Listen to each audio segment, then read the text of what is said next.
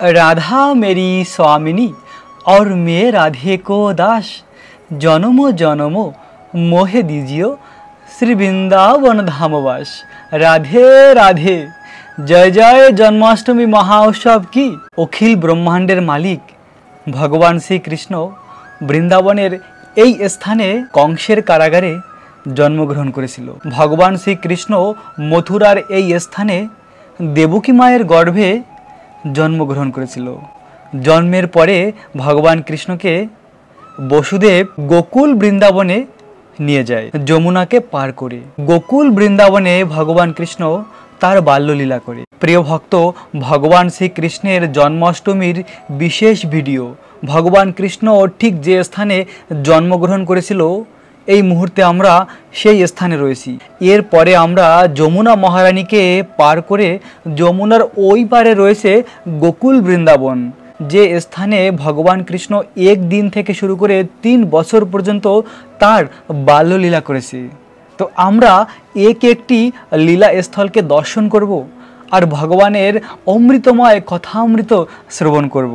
জন্মাষ্টমীর এই বিশেষ ভিডিওর মাধ্যমে আমরা ভগবান শ্রীকৃষ্ণের অমৃতময় ব্রজলীলা শ্রবণ করব। তো আমরা সবাই মিলে আনন্দ সহকারে জন্মাষ্টমীর ব্রত পালন করব।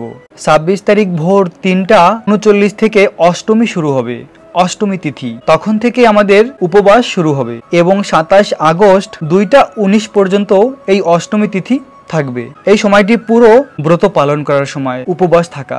তো আমরা সকাল থেকেই ভগবান কৃষ্ণের সন্তুষ্টি বিধানের জন্য উপবাস থাকব রাত 12টা পর্যন্ত। 12টার পরে আমরা অনুকল্প প্রসাদ, একাদশীর প্রসাদ গ্রহণ করতে পারি বা বিভিন্ন রকমের ফলের জুস আমরা গ্রহণ করতে পারি এবং 27 তারিখ সকালে আমরা পালন করব। আর বাংলাদেশে যারা রয়েছেন তাদের এই অষ্টমীর তিথি শুরু হবে 26 তারিখ ভোর 4:09 থেকে 27 তারিখ 2:49 পর্যন্ত।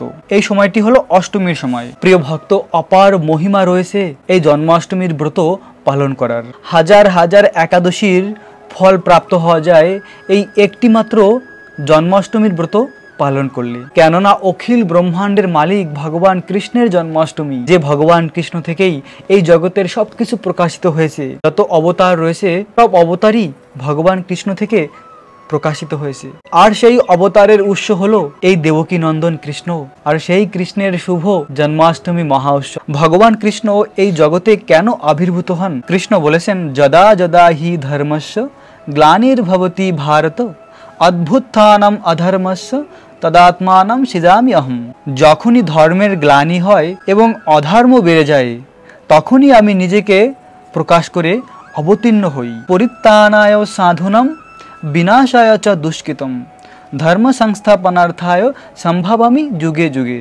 কৃষ্ণ বলেছেন, আমি সাধুদের রক্ষা করার জন্য এবং দুষ্কৃতিকারীদের দণ্ড দেওয়ার জন্য অবতার গ্রহণ করি এবং ধর্ম সংস্থাপনার জন্য আমি যুগে যুগে অবতীর্ণ হই। কিন্তু এখানে বিষয় হলো ভগবান ভক্তকে রক্ষা করার জন্য নিজের অবতীর্ণ হতে হয় না। প্রহ্লাদ মহারাজকে ভগবানের নাম রক্ষা করেছে, ধ্রুব মহারাজকে ভগবানের নাম রক্ষা করেছে, গজণ্ডকে ভগবানের নাম রক্ষা করেছে, দ্রৌপদীকে ভগবানের নাম রক্ষা করেছে, হরিদাস ঠাকুরকে ভগবানের নাম রক্ষা করেছে। তাই ভগবানের ভক্তকে রক্ষা করার জন্য নিজেকে প্রকট করতে হয় না, ভগবানের নামই ভক্তকে রক্ষা করতে পারে।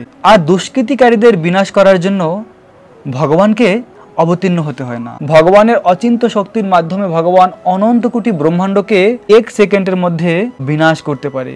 তো ধর্মকে স্থাপন করার জন্য স্বয়ং ভগবানকে অবতীর্ণ হতে হয় না। ভগবানের যারা নিত্য পার্ষদ রয়েছে তারা এসেই এই ধর্মকে স্থাপন করতে পারে। তো যদিও ভগবান গীতাতে বলেছেন সাধুদের রক্ষা করার জন্য, দুষ্কৃতিকারীদের বিনাশ করার জন্য আমি যুগে যুগে অবতীর্ণ হই, কিন্তু মূলত এটি আসল কারণ নয় ভগবানের এই জগতে অবতীর্ণ হওয়ার। ভগবানের এই সংসারে অবতীর্ণ হওয়ার আসল কারণ ভাগবতমের 10ম স্কন্ধে রয়েছে। সেখানে স্বয়ং ভগবান বলছেন যে আমি কেন এই জগতে অবতীর্ণ হই। ভগবানের হৃদয়ের কথা এটা। অনুগ্রহ নাম সাধু নাম। আমি বিশেষ করে আমার ভক্তদের অনুগ্রহ করার জন্য, লীলা রস আস্বাদন করার জন্য অবতীর্ণ হই। ভক্তের সঙ্গে প্রেমের আদান প্রদান করার জন্য আমি অবতীর্ণ হই। এই ব্রজ বৃন্দাবনের অপ্রাকৃত লীলার মাধ্যমে আমি আমার পরম ভক্তদের অপ্রাকৃত আনন্দ প্রদান করি। আনন্দের সাগরে নিমজ্জিত হয় ভক্ত এই ব্রজলীলা দর্শন করে শ্রবণ করে। তো ভগবান মূলত তার সদ্য ভক্তদের অপ্রাকৃত আনন্দ দেওয়ার জন্য এই জগতে অবতীর্ণ হয়। আর অষ্টমীর তিথিতে কংসের কারাগারে জন্মগ্রহণ করে ওই রাতেই বসুদেব ভগবান কৃষ্ণকে গোকুল বৃন্দাবনে নিয়ে যায় যশোদামা আর নন্দ মহারাজের গৃহে। আমরা যমুনাকে পার করে গোকুল বৃন্দাবনে এসে আর গোকুল বৃন্দাবনের বিভিন্ন স্থানে ভগবানের অনেক মধুর মধুর লীলা রয়েছে। গোকুলের যে স্থানে ভগবান কৃষ্ণকে মা যশোদা বেঁধে রেখেছিল, এই স্থান থেকেই আজ আমরা গোকুল বৃন্দাবনের এই ভ্রমণ শুরু করব। পুরো গোকুল বৃন্দাবনকে আমরা দর্শন করব আর এক একটি লীলা রস আস্বাদন করব। বিশেষ কিছু গাভী ছিল যশোদা মায়ের, যে গাভীদেরকে সুগন্ধিত ঘাস খাওয়ানো হতো আর বিশেষ অমৃতময় দুধ প্রদান করতো তারা। আর সেই দুধ দিয়েই মা যশোদা কৃষ্ণের জন্য ননি মাখন বানাচ্ছিল। আর ঠিক সেই সময় কৃষ্ণ এসে মা যশোদার কোলে বসে দুধ পান করছিল আর মা যশোদা কৃষ্ণকে দুধ পান করাচ্ছিল। আর কিছুক্ষণ পরে মা যশোদা দেখছিল দূরে যে চুলার উপরে দুধ রয়েছে সেই দুধ পড়ে যাচ্ছিল। তখন মা যশোদা কৃষ্ণকে মাটিতে রেখে সেই দুধ বাঁচানোর জন্য ছুটে গিয়েছিল। আর শ্যাম সুন্দর কৃষ্ণ খুব ক্রোধান্বিত হয়েছে যে আমার থেকে দুধ বড় হলো। কৃষ্ণ খুব রাগ করে সেই স্থান থেকে গিয়ে অন্য একটি ঘরে, যে ঘরে মা যশোদা ননি মাখন রেখেছিল, অনেক ননি মাখনের হাড়ি, সেই সমস্ত ননি মাখনের হাড়ি ভেঙে দিয়েছিল, বাদরদের সেই ননি মাখন খাইয়েছিল। আর কিছুক্ষণ পরে মা যশোদা এসে দেখলো তার পুত্র সে স্থানে নেই। তখন মা যশোদা পাশের ঘরে গিয়ে দেখলো যে কৃষ্ণ ননি মাখনের সমস্ত হাড়ি ভাঙছে। আর পেছন থেকে মা যশোদাকে দেখে কৃষ্ণ লাফ দিয়ে পড়ে দৌড়াচ্ছিল যেন মা যশোদা কৃষ্ণকে ধরতে না পারে। তো মা যশোদা হাতে একটি লাঠি নিয়ে কৃষ্ণকে তাড়া করছিল। তো কৃষ্ণ বারবার পিছনে দেখছিল যে মা যশোদা কতটা দূরে রয়েছে আর দৌড়াচ্ছিল। যে ভগবান কৃষ্ণকে মুনি ঋষিরা অনন্ত কোটি বছর তপস্যা করেও ধ্যানের মাধ্যমে দর্শন করতে পারে না, সেই কৃষ্ণকে মা যশোদা লাঠি নিয়ে তাড়া করে। আর এভাবে এক সময় মা যশোদা কৃষ্ণকে ধরে ফেলেছে। কৃষ্ণকে ধরে বৃন্দাবনের এই স্থানে বেঁধেছিল। এই সেই দুর্লভ স্থান, এই স্থানেই মা যশোদা কৃষ্ণকে দড়ি দিয়ে বেঁধে রেখেছিল। সকাল থেকে বিকেল পর্যন্ত বেঁধে রেখেছিল। এই সেই দুর্লভ স্থান, যে স্থানে পরম পুরুষোত্তম ভগবান শ্রীকৃষ্ণকে মা যশোদা বেঁধেছিল। এর মাধ্যমে আমরা বুঝতে পারি যে ভগবান কত ভক্তবৎসল, যে ভগবানের ইচ্ছায় অনন্ত কোটি ব্রহ্মাণ্ড সৃষ্টি হয়। ব্রহ্মা শিব যার ইচ্ছায় সেবা করে, যমরাজ যাকে ভয় পায়, যে ভগবানের থেকেই জগতের সবকিছু প্রকাশ। এই পরম পুরুষোত্তম ভগবান এতটাই ভক্তবৎসল যে যশোদা মায়ের এই বাৎসল্য প্রেমের কাছে নিজেকে সম্পূর্ণরূপে সমর্পিত করে। মা যশোদার এই বিশুদ্ধ প্রেমের কাছে ভগবান কৃষ্ণ হার মেনে যায়। তাই তো ভগবান কৃষ্ণ মা যশোদার এই প্রেমের রজ্জুর দ্বারা বন্ধন গ্রহণ করে। এই স্থানেই কৃষ্ণকে বেঁধে রেখেছিল পুরো দিন। বিকেলবেলা গোচরণ থেকে ফিরে এসে নন্দ মহারাজ কৃষ্ণকে খুলেছিল। আর এই স্থানেই এই মধুর দাম বন্ধন লীলা হয়েছিল। তো এখন আমরা প্রবেশ করতে যাচ্ছি নন্দ মহারাজের নবলক্ষ গাভীর যে গোশালা, সেই গোশালায়। প্রিয় ভক্ত, এ হলো নন্দ মহারাজের নবলক্ষ গাভীর গোশালা।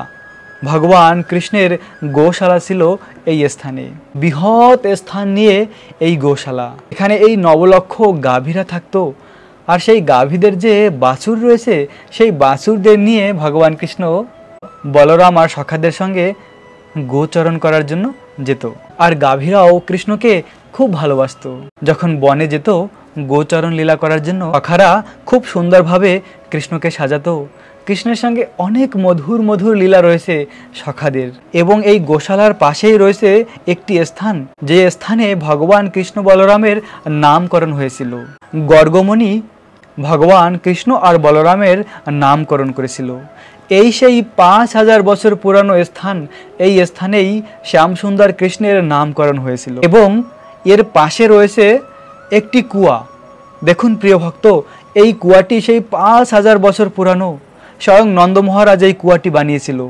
আর ভগবান কৃষ্ণ, যশোদা মা, নন্দ মহারাজ সকলে এই কুয়ার জল পান করেছে। আর সেই চিহ্ন আজও রয়েছে। ভেবে দেখুন কত দুর্লভ, 5000 বছর আগের কুয়া এখনো রয়েছে বৃন্দাবনে। এবং ঠিক পাশেই রয়েছে যে স্থানে ভগবান কৃষ্ণ পুতনা রাক্ষসীকে বধ করেছিল। পুতনাকে কংস পাঠিয়েছিল কৃষ্ণকে মারার জন্য। আর পুতনা ছিল এক ভয়ঙ্কর রাক্ষসী। তিনি মথুরা থেকে উড়ে এসেছিল আকাশ মার্গে এই বৃন্দাবনের গোকুলে, আর এখানে এসে একটি সুন্দর মায়ের রূপ ধারণ করেছিল আর নন্দ ভবনে এসে প্রবেশ করেছিল।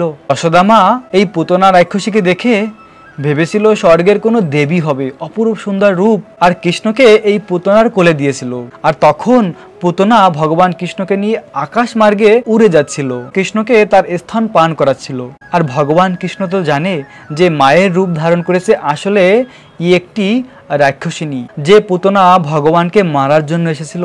ভগবান কৃষ্ণ সেই পুতনা রাক্ষসীকে ধাত্রী গতি দান করেছে গোলক বৃন্দাবনে। মৃত্যুর পরে এই পুতনা গোলক বৃন্দাবন প্রাপ্ত হয়েছে ভগবান কৃষ্ণের ধাম। ভগবান এতই ভক্তবৎসল, ভগবান কারো দোষ দর্শন করে না। যদি আমাদের হাজারো দোষ থাকে, একটি মাত্র ভালো গুণ থাকে, ভগবান সেই গুণ দর্শন করে। তাই তো ভগবানকে বলা হয় ভক্তবৎসল, পরম করুণাময়। পুতনা রাক্ষসীর সমস্ত খারাপ গুণ ছিল, একটি মাত্র ভালো গুণ ছিল, কিছুক্ষণের জন্য মায়ের রূপ ধারণ করেছিল, বাৎসল্য রসে কৃষ্ণকে কোলে নিয়েছিল। আর কৃষ্ণ ওই মায়ের ভাব গ্রহণ করে তাকে মুক্তি প্রদান করেছে, তাকে ওখান থেকে গোলক বৃন্দাবন পাঠিয়েছে যশোদা মায়ের সঙ্গে কৃষ্ণের সেবা করে গোলক বৃন্দাবনে এই পুতনা রাক্ষসী। তাহলে ভেবে দেখুন ভগবান কত করুণাময়। প্রিয় ভক্ত, এখান থেকে দূরে দেখা যাচ্ছে ভগবান শ্রীকৃষ্ণের বাড়ি।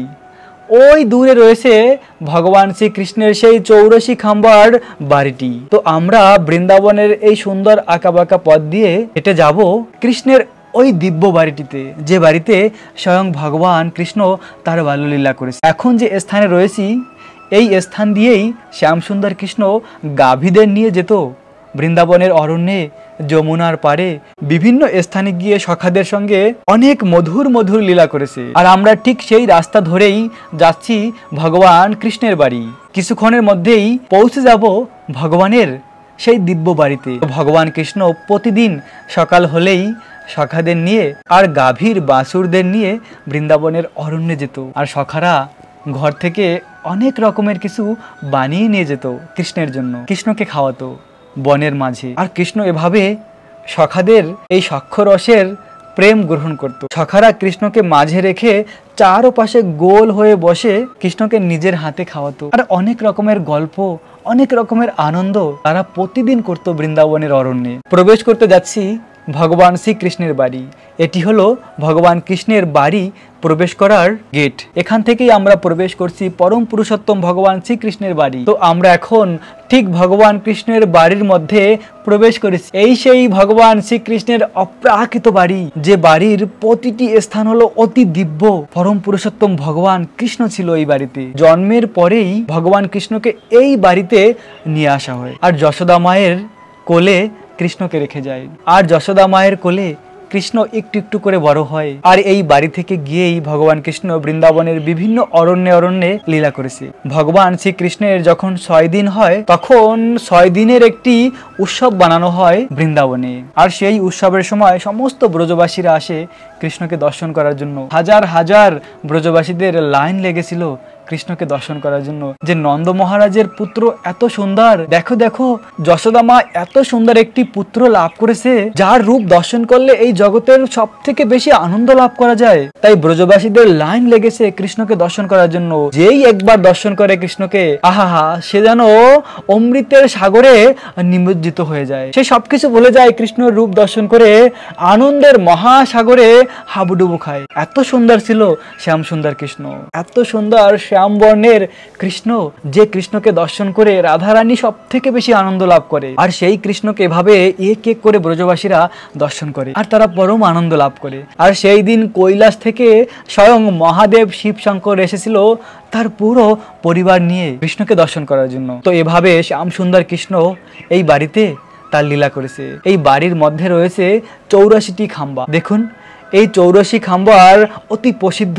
এই বাড়িটি স্বয়ং বিশ্বকর্মা নিজে বানিয়েছে। সেই 5000 বছর পুরানো এই বাড়িটি। বলা হয় এই বাড়িকে যে 3 বার পরিক্রমা করে তাকে আর 84 লাখ জুনি ভ্রমণ করতে হয় না। কেউ যদি বৃন্দাবনে একবার প্রবেশ করে তাহলে তার আর পুনর্জন্ম হয় না। আর যারা এই জন্মাষ্টমীর উৎসব পালন করবে, যে তাদের জন্ম জন্মান্তরে যত পাপ রয়েছে সমস্ত পাপ থেকে তারা মুক্তি প্রাপ্ত হবে। আর এই জন্মাষ্টমীর তিথি পালন করলে হাজার হাজার একাদশীর ফল প্রাপ্ত হওয়া যায়। এবং অনন্য কৃষ্ণ প্রেম প্রাপ্ত হওয়া যায় ভগবান কৃষ্ণের। এই জন্মাষ্টমীর তিথির ব্রত পালন করে আমরা স্বয়ং ভগবানকে প্রসন্ন করতে পারি। আর এই জন্মাষ্টমীর ব্রত পালন করলে যে আমরা কতটা ভগবানের স্বীকৃতি, ভগবানের কৃপা প্রাপ্ত হব তার হিসাব চিত্রগুপ্ত করতে পারে না। অসীম, যার কোনো সীমা নেই, সেই অসীম স্বীকৃতি আমরা লাভ করতে পারি ভগবান শ্রীকৃষ্ণের এই জন্মাষ্টমীর ব্রত পালন করলে। এই সমস্ত ব্রত পালন করলে আমাদের স্বীকৃতি হয়। আর স্বীকৃতি আর পুণ্যের মধ্যে পার্থক্য অনেক। পুণ্যের মাধ্যমে স্বর্গ প্রাপ্ত হয়, অনিত্য স্বর্গ, আবার এই সংসারে ফিরে আসতে হয়। আর এই ভক্তির মাধ্যমে স্বীকৃতি প্রাপ্ত হয়। এই জন্মাষ্টমীর ব্রত পালন করার মাধ্যমে আমাদের স্বীকৃতি অর্জন হবে। আর এই স্বীকৃতির মাধ্যমে আমরা ভগবানের ধাম প্রাপ্ত হব, যে ধামে একবার ফিরে গেলে আর এই সংসারে ফিরে আসতে হয় না। এবং বলা হয়েছে যারা এই জন্মাষ্টমীর ব্রত পালন করবে না তাদের এই সংসারে যত রকমের পাপ রয়েছে সেই সমস্ত পাপ তাদের হয়। জন্মাষ্টমীর দিন যারা অন্ন গ্রহণ করে তারা সমস্ত রকমের পাপকে গ্রহণ করে থাকে। তাই তো প্রিয় ভক্ত, আমরা এই জন্মাষ্টমীর ব্রত অবশ্যই পালন করব এবং ভগবানের অপ্রাকৃত কৃপা লাভ করব। জন্মাষ্টমীর দিন আপনারা সকলে এই গোকুল বৃন্দাবনকে দর্শন করুন এবং ভগবানের এই অপ্রাকৃত লীলা কথা শ্রবণ করুন। ঠিক ভগবান কৃষ্ণ যে স্থানে লীলা করেছে সেই স্থানকে দর্শন করতে করতে আমরা এই অমৃতময় কথা শ্রবণ করছি। ভেবে দেখুন, এই ঘরের আঙিনায় শ্যাম সুন্দর কৃষ্ণ লীলা করেছে। ব্রজলীলা এতই উন্নত, এতই মধুর যে সেই ব্রজলীলা আস্বাদন করার জন্য স্বয়ং ভগবান কৃষ্ণ আবার ভক্ত রূপে অবতীর্ণ হয়েছে, গৌরাঙ্গ মহাপ্রভু। এই গৌরাঙ্গ মহাপ্রভু স্বয়ং কৃষ্ণ, তিনি নবদ্বীপ ধামে ভক্ত রূপ ধারণ করেছে। না রাধারানী আর গোপিকারা